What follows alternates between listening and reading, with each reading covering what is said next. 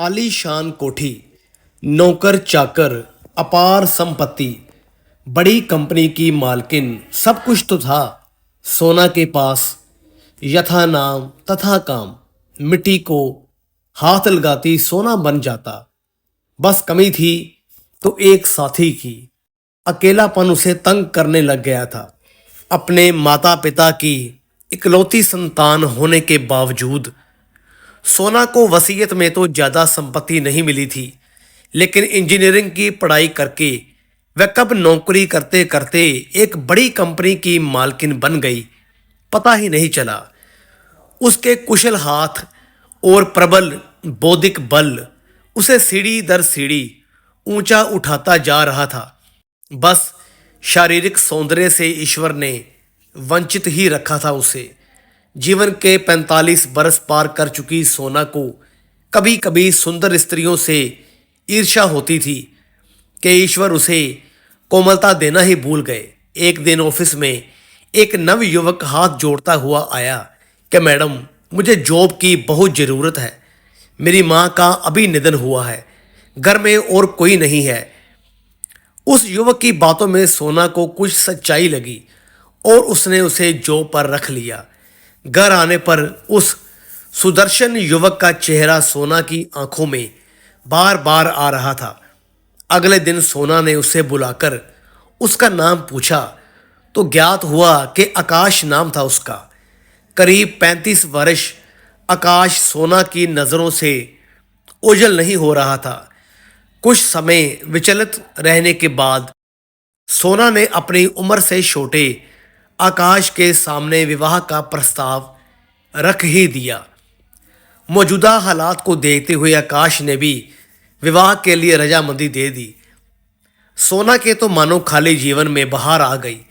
विवाह के बाद सोना ने बरसों से दबी अपनी इच्छाओं को साकार करने के लिए बाहर जाने का प्रोग्राम बनाया। आकाश भी जीवन के अभावों से लड़ते लड़ते मानो सुख के सागर में आ गया हो। सोना ने अपनी कुरूप काया को बाजार के महंगे से महंगे सौंदर्य प्रसाधनों से सजाना शुरू कर दिया। 6 महीने कब गुजर गए पता ही नहीं चला।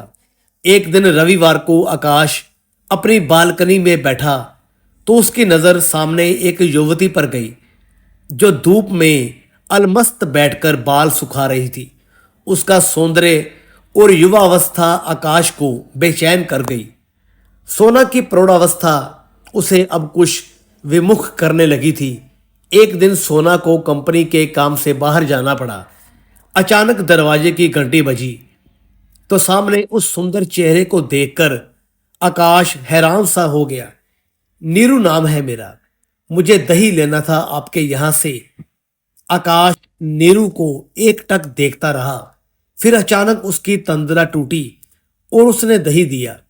नीरू और आकाश ने एक दूसरे को परिचय दिया। फिर दोनों एक दूसरे से मिलने के बहाने ढूंढने लग गए और दोनों का आकर्षण बढ़ने लगा। दोनों के बीच हंसी ठिठोली होने लग गई। एक दिन अचानक नीरू ने आकाश से कहा कि तुम मुझे अच्छे लगते हो। आकाश ने नीरू से कहा कि मैं विवाहित हूँ, लेकिन उसके अंदर का कमजोर पुरुष उसे नीरू की ओर आकर्षित करने लगा। आकाश और नीरू दोनों अक्सर मिलने लग गए।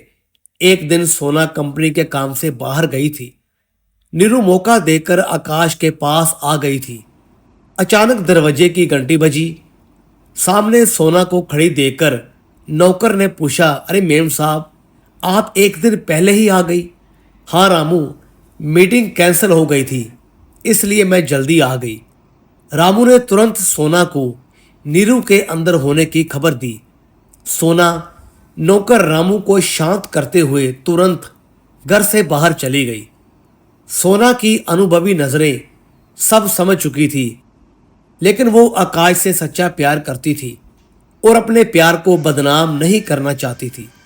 अगले दिन सोना नियत समय पर घर आई और उसने आकाश के सामने ऐसा व्यवहार किया जैसे उसे कुछ पता ही नहीं। एक दिन सोना और आकाश बैठे थे तो नीरू का फोन आया कि मेरी तबीयत सही नहीं। सोना भी आकाश के साथ नीरू के घर चली गई। दोनों नीरू को हॉस्पिटल ले गए। वहां पता चला कि नीरू मां बनने वाली है। आकाश के चेहरे की रंगत उड़ गई तो सोना ने आकाश से पूछा, तुम इतना क्यों घबरा रहे हो? मुझे सब पता है, तुम परेशान मत हो, मैं कोई उचित हल निकालूंगी। सोना की बात सुनकर आकाश हैरानी से सोना को देखने लगा। उसकी नज़रें शर्म से झुकी जा रही थी। वो कुछ कह नहीं पा रहा था। सोच रहा था सोना को कैसे पता चला। सोना उसकी मनोस्थिति को समझ गई।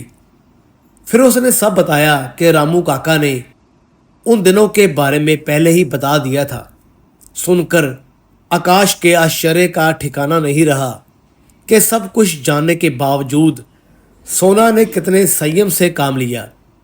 वो सोना के चरण पकड़ना चाहता था, लेकिन सोना ने उसे गले से लगा लिया और कहा कि इसमें किसी का कोई दोष नहीं, सब परिस्थितियों का खेल है। फिर नीरू को बुलाकर सोना ने दोनों से कहा कि मेरी तुम दोनों से एक गुजारिश है कि तुम इस बच्चे को जन्म दो और उसे मुझे दे दो। अपने प्यार की निशानी मानकर मैं माँ का सुख भी महसूस कर लूँगी और जीव हत्या भी नहीं होगी। लेकिन लोग क्या कहेंगे? नीरू ने कहा, तुम दोनों को विवाह करना होगा। सोना ने कहा, कैसी बात करती हो सोना?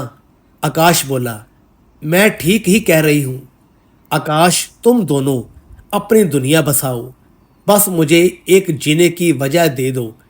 ममता से सूखे मेरे को मातृत्व का सुख भी मिल जाएगा और मेरी जीवन संध्या का वारिस भी। कहते हुए सोना रोने लग गई। नीरू और आकाश ने सोना को गले से लगा लिया। सोना के त्याग से दोनों के आंखों में आंसुओं की धारा बह रही थी। तो दोस्तों, कैसी लगी आपको ये कहानी? वीडियो अच्छी लगी हो तो लाइक करें, शेयर करें। चैनल पर नए हैं तो सब्सक्राइब करें। धन्यवाद।